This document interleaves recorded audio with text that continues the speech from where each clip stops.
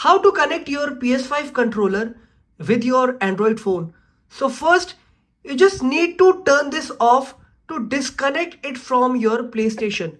So long press PS button for 5 seconds. It will disconnect from PlayStation. Okay, the lights is off. Now it's mean it is disconnected. Now just go to your phone's Bluetooth and turn it on.